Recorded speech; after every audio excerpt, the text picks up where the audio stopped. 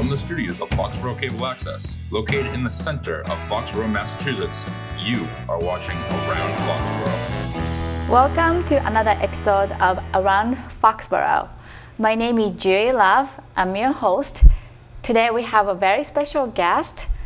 Her name is Stephanie McGowan, and she is Foxborough's new town Selectwoman. Thank you, Stephanie, for being here today. Thanks for having me, Jury. It's a pleasure. Absolutely. So, Stephanie, please tell our audience who you are and what's your background. Okay, so I'm Stephanie McGowan. Most people call me Steph. So I am been a 22-year resident of Foxborough. My husband grew up here. We've been married 23 years. We lived a short time in Stoughton in an in-law apartment with my parents, and then our first home was here in Foxborough.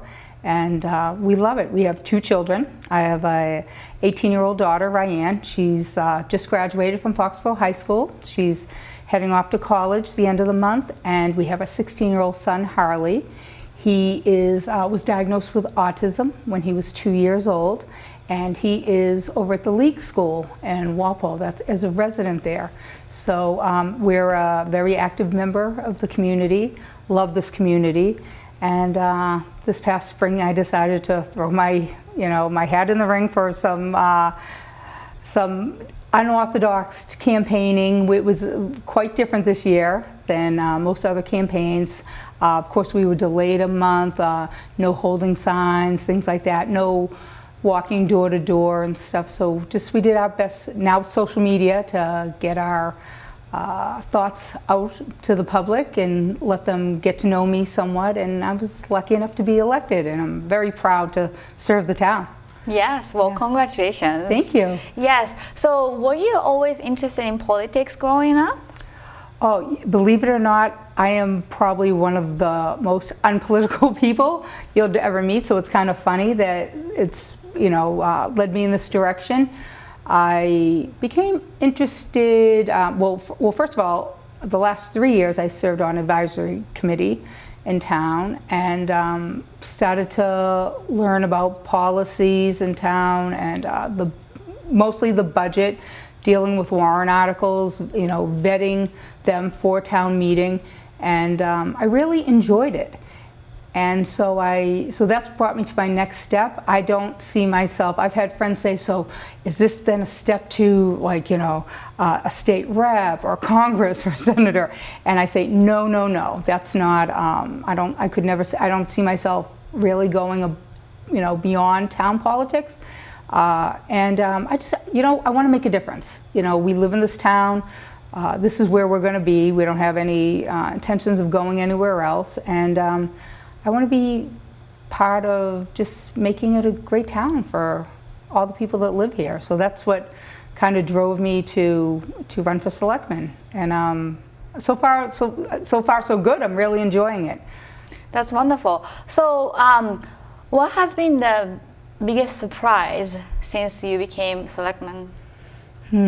So I would say I didn't really know how quickly people would reach out, whether it's just to see you in the grocery store and come up. And first of all, can I also say thank you so much to everybody that supported me to begin with. But so people would come up to me and congratulate me and maybe have a question, or people are emailing. I've gotten some phone calls from residents about just different issues that are going on. And it's funny, I just didn't realize how quickly that would start to happen, or that somebody would notice me in a store and come up and and say, oh, you're our new selectman. Maybe they saw me at a meeting on television or just from the paper that I was elected. And as I'm walking around, I'm just Stephanie, I'm just Steph walking in the store. And so yeah, it's I was surprised how quickly people would want to reach out and get their thoughts, and but I'm very open to it, because if you're going to do this, you're here for the people, so you just have to be open to listening and hopefully making a difference. So. What are the things people are saying to you when they see your grocery store? Well, I've had people, you know, a lot of the seniors are very concerned about, you know, being able to afford to stay in town. There's a lot going on with. I know Paige Duncan is working with a lot of new development in town, and so they'll come up and ask questions. I've had people ask. There was some talk about the trash barrels in town and being picked up, and I had 2 or 3 emails and 1 phone call. I did have a phone call from somebody else asking about patriotism in town, and that she and her husband are, you know, giving people flags out, just trying to make people feel good in this time with everything going on with COVID-19 and you know, the stress that's involved. And so, yeah, just lots of different little things. But like I said, I'm welcoming to it. That's what I've signed up for, and so you have to be open to people approaching you or reaching out, and you know, and I'll do my best to give them answers. And if I don't know what they've asked, I will do my best to research or ask people and get answers and get back to them. So. Well, thank you. And then what has been the biggest challenge for as a new selectman? Ooh, probably I would say, I know I just mentioned about COVID-19, you know, not just in Foxborough, everywhere. It's not even just in the States either, it's around the world. It has changed everybody's life. I would say that this year and maybe a few years following, all depends on how this pans out and how the economy, if it bounces back. I think our town budget is going to be very challenging because we're used to a certain amount of services, and everybody likes nice things, and you know, we're used to being able to provide that. And if the money that comes in from businesses, taxes, isn't quite what it has been in the past, it will be difficult to sustain these. So I think we're going to have to work with the Board of Selectmen, with the town manager, the finance director, probably with the advisory committee, you know, where I did sit for 3 years, very involved in vetting those things. And I think if we all work together, we'll be able to find ways to keep everything going. But I think it's going to be challenging the next couple of years. Yes, yeah, absolutely. With all this shutdown and all businesses. And it's sad. And helping, especially the small businesses. Foxborough's a small town filled with lots of small businesses, and doing as best as we all can. You know, we've had. It's been great just seeing from on social media when restaurants were closed. The people in town were ordering takeout, just trying to sustain them to get through. And you know, hopefully as each phase goes on, or if it means somewhere down the line a vaccine being made available to people, and we might get back to normal, but nobody knows what the future is going to be. So I think it's going to be just a lot of people working together to try to get us back on track. Okay. Yes, absolutely. Well, so what is your top priority for your time as a selectman? Okay, so I would say I have a couple, and I know it's going to sound a little cliche, whether it's just one term and I'm done, or whether I decide to, you know, run for a second term. Whenever I'm done, I hope that I can say to myself that I've made a difference somehow. And I know that sounds a little cliche, but I really want to feel that the people who have elected me, or even if they didn't elect me, just the people in town can say, geez, you know, she was a selectman that was willing to listen and did her best to help, you know, help whatever's going on in town, that I've made a difference. I'd also like to see more people come to town meeting, and you know, just, you know, so it's not just 5 selectmen and 200 to 300 people come to town meeting that make the decisions for the town. So I hope to. I'm definitely a gabber. I like to talk. I like to ask questions. I like to know what it is about a certain topic. And so I want to bring to my time asking good questions, making sure the information is given out when people watch a selectmen's meeting. They can, if they have any questions about anything, that their selectmen are, where there's good discussion right there at the table where people can see it. That's where that business is supposed to be done. And so I think at the end, that's, you know, as well as probably falls back to the challenges of bringing the economy back and helping our businesses. That'll all come into my priorities as well. But I just hope that when it's done for me, I have made some type of difference. I've put my own little mark on the Board of Selectmen, you know, past and future, and at least I've made a difference. I see. Yeah. So how's the meeting going so far? You had maybe a couple after you got elected? Yeah. How was the meeting as a selectman? Great. You know, I think it's a really great board right now. I think everybody, I think it'll be a board that will really work together. You know, Foxborough's a small town, so I think we all know each other from our being around town. We're familiar with each other. I think everybody will bring their own little special thing to the table, and so meetings I think have gone well. It's kind of it's exciting, you know. As I was running, I would think, what's going to happen if you've done this, and what's going to happen now if you're elected. And so far I've really enjoyed it. You know, it's and I'm learning a lot. Sometimes you think you know how things are run and how they work, and then you find out you really don't know as much. So it's also a learning experience for me too, and I'm really enjoying it. I really like it a lot. Well, I'm really glad to hear that.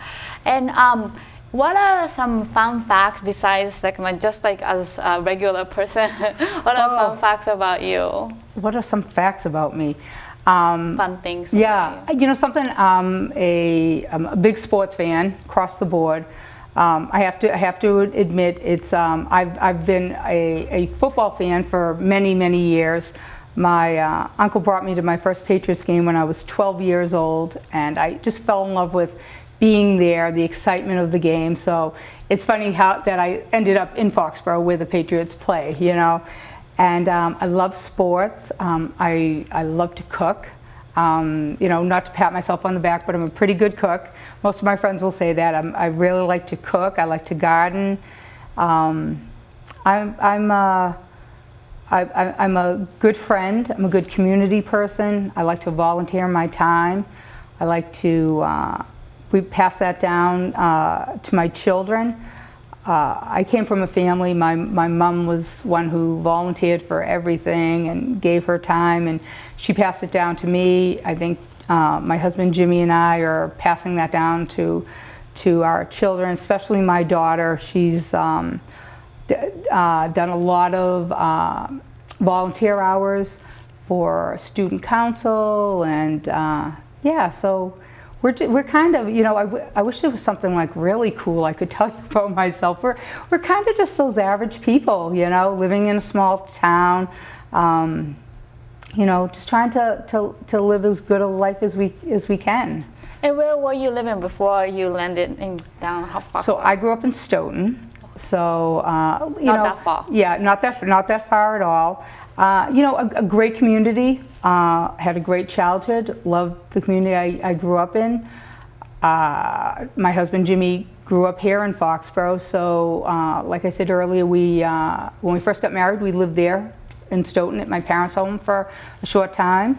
Like most people do, saved a little money to buy our own home, and then landed back here. And I'll tell you, I'm very happy we did.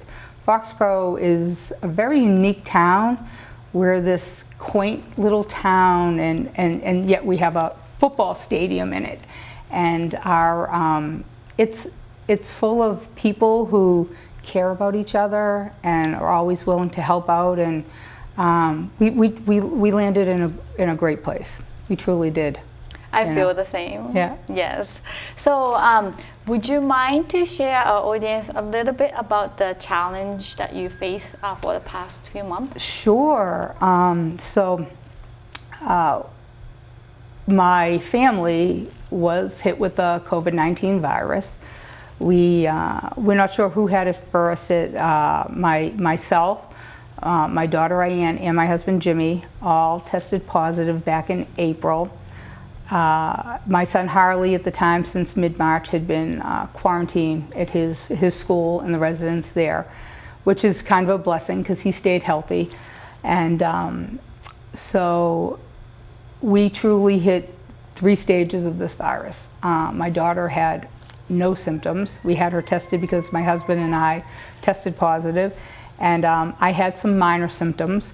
And my husband got hit, like a Mack truck had hit him. So he does have underlying conditions. He is a transplant patient. He had a kidney transplant back about 9 years ago. And he's also a diabetic. So he was hit with breathing issues, nausea, fevers, and so he was admitted to Tufts Medical Center in Boston.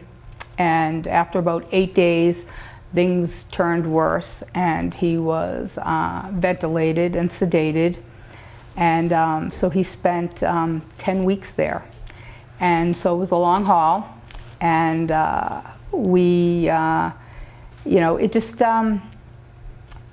this virus just hits everybody differently. I'm never going to be one to preach to other people. I think people have to make their own decisions. But we did see how hard this can really affect somebody. And I'll be honest with you, there were a few times that I think we thought we were going to lose him. That's how bad it got. And he fought and he pulled himself through. And so he was there for 10 weeks. And then from there, he has gone to rehab, and he's been at rehab now for 6 weeks. He's into week 7. We're probably, when he left Tufts, the doctors told us it could be somewhere in the 2.5 to 3 month range of rehab. When you're laying in a bed for 10 weeks, it really does a job on your body. So he's learning to walk again and gain his strength. But it's I think everything that happens to us in our life, it just, there's a reason for everything, whether it's good, whether it's bad. I had to make a decision. I know you and I have talked about this one other time. I had to make a decision if I was going to stay. We're talking about being a select person. I had to make a decision. If, he was ventilated, already into this decision of running. And so I said, either I'm in or I'm out. And I did decide to stay in because he was very, very proud when I decided to pull my papers and run. And the day I brought my campaign signs home, he was, just the look he gave me, and I could see the pride in his eyes. And so for me, I said, okay, he's going to be fine, really not knowing how long this was going to take, and for him to get better. And I just told myself, just stay positive, he'll be fine. And I decided to stay in. And then there were a couple of times that I said, oops, maybe I made a mistake because he wasn't doing so well. But in the end, it turned out great. We could not visit him while he was in the hospital. Near the tail end of his stays when they started opening up. So I went in, and a relative had given me this Blessed Mother pendant, and it was supposed to give me comfort to help me with issues that were going on with our son. And so what I decided to do was to throw his wedding ring around there too, and we really just stayed positive and prayed, and I will tell you, did a lot of talking to him when he was in a coma. The nurses at Tufts were great. They gave us an opportunity to FaceTime with him, and we talked to him like he could hear us, and told him to fight, and how much we loved him, and that he had a whole family and a community who rallied around us.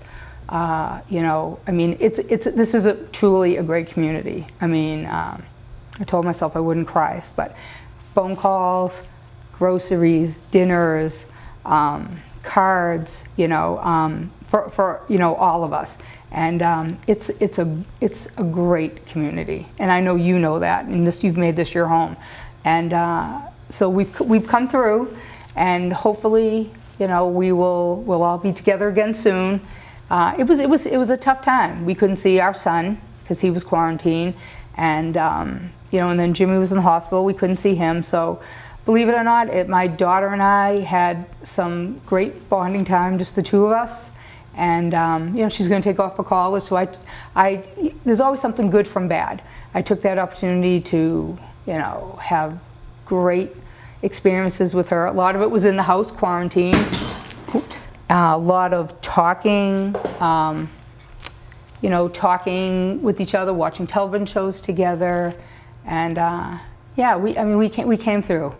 It's a long haul, but we're almost there. Almost there.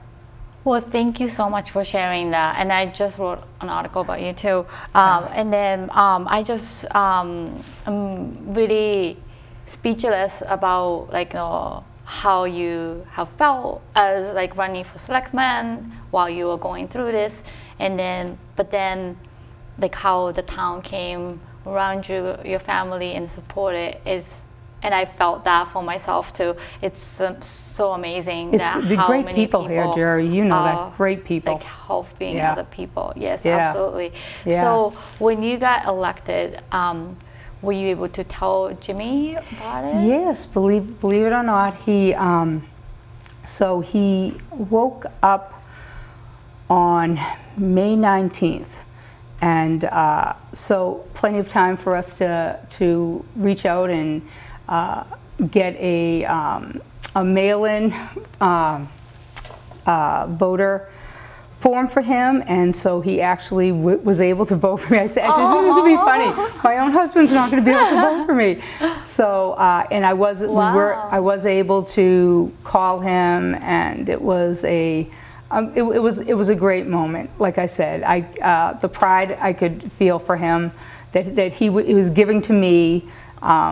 It was great. My daughter and I, as soon as it was official, we knew I had won. We were on the phone asking them so we could FaceTime with him. Unfortunately, he was so weak. He couldn't even hold a cell phone himself.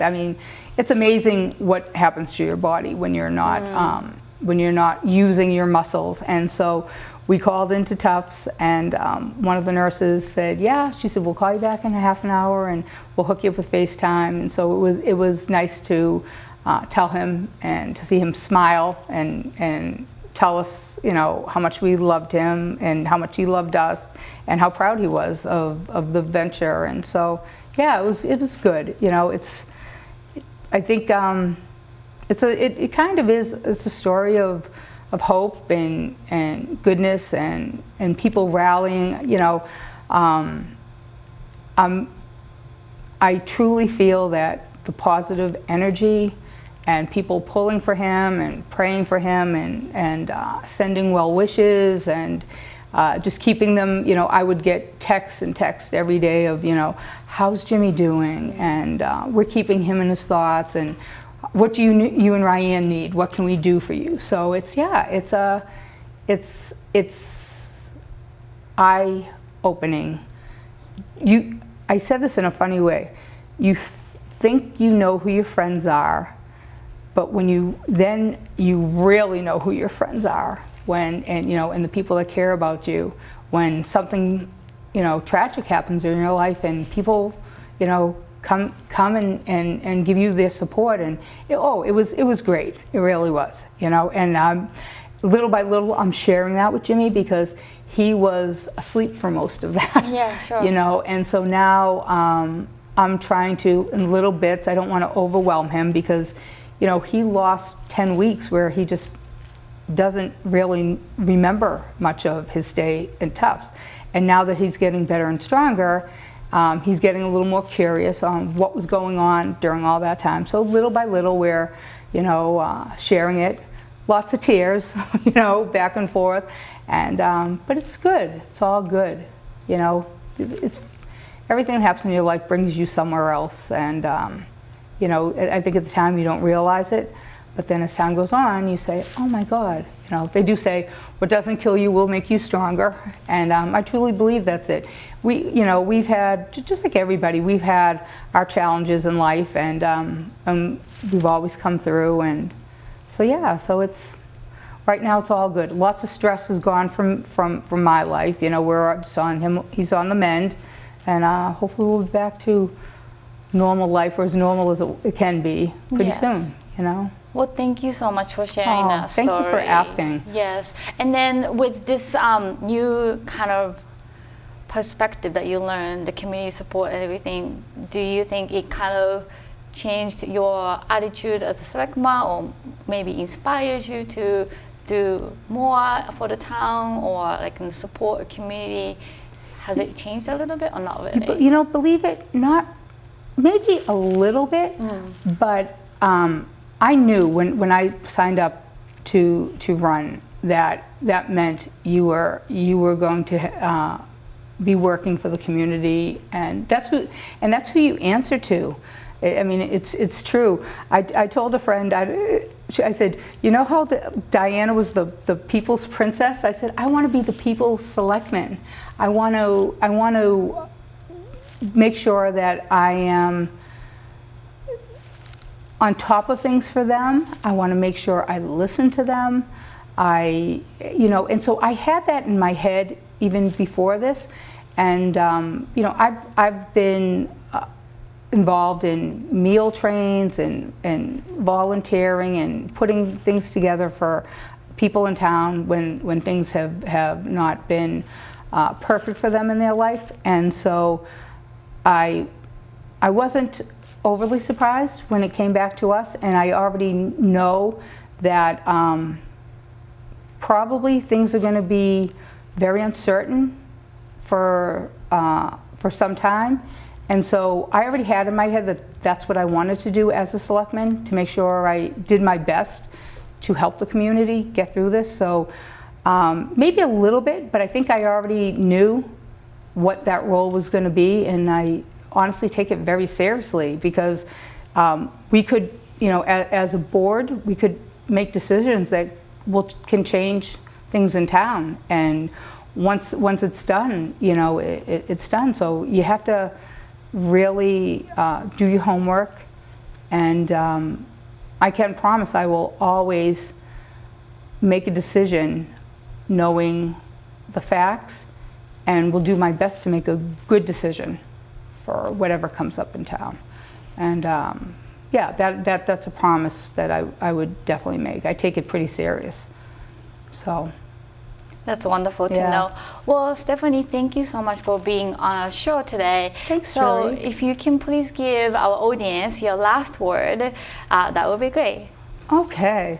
Well, you know, something that's funny, because probably my last word I've already said with you already. You know, I thank everybody for their support in my campaign, for the people who in uncertain times, a lot of people did vote by mail ahead of time, but I saw many people that day at the polls, and thank them for coming out, entrusting me with their, you know, with being a selectman and voting for me. I will do my best, very best, in anything that's put in front of me, and also thank the community for all their support with our family, our personal struggle the last couple of months. And I hope that at some point Jimmy will be able to thank people himself. But I would just love to give a big shout out to let people know that he is on the mend. He's doing great, getting better and stronger every day, and he is very grateful for what people did for our family when he wasn't there for them. So that would probably be it, you know. But I love Foxborough. It's a great place to live, raise your family, and we look forward to growing old here too. So. I had to agree with you on that. And thank you so much. Thank you for today's interview. Thank you for the article that will be in the Reporter and telling our story. Yes, it's much appreciated. Great. Thank you for being here. Well, thank you everyone for watching Around Foxborough. My name is Jay Love. Our executive director is Michael Weber, and our director is Paul Beck. You can watch other episodes of Around Foxborough by going to fcatv.org. See you next time.